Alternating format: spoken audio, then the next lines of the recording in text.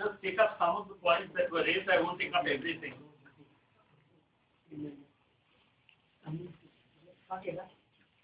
I want to say one issue that concerns all of us are commissioners and their selection. So that's across the board, wherever we have gone. What can Ncpri do and what can all of us do? We have proposed that we should hold one national public hearing. It may run for 3 days. It will be in Delhi because that's where national media is and that's where we need to bring attention of both the states and the center, where we spend some time on each commission and do a report on each commission.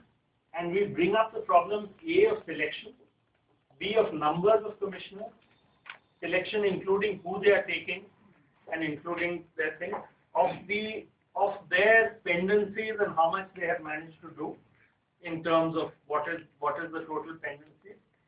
And finally, to do with the commissions, there are other roles apart from cases, which is actually what can they do in section 4, what can they do in terms of their directives, what can they do in terms of reports.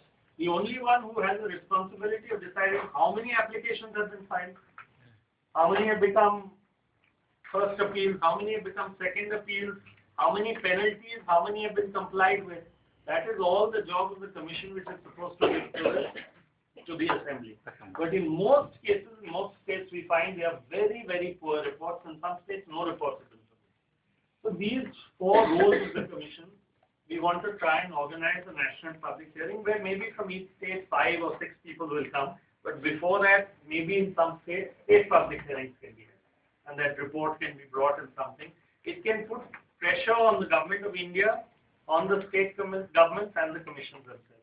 But I have another suggestion, and this is something some of you may or may not agree with, but I want to put it forth, that there is one, during this whole Lokpal debate, there is one law that to our mind has great utility of being able to reduce the load on commissions.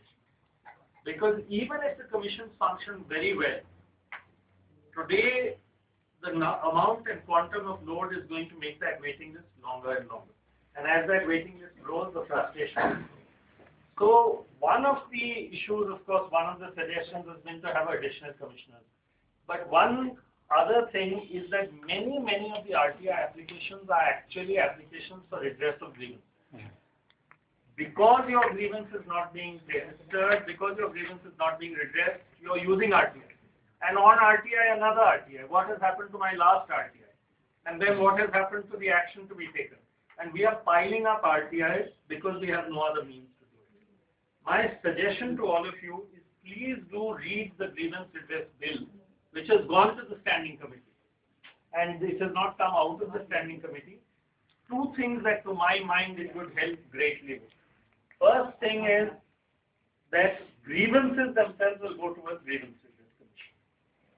Second is that the grievance redress commission as the bill is today, many bureaucrats are now opposing it, but that grievance redress commission actually sets up an independent commissioner in every district who, if you read that bill,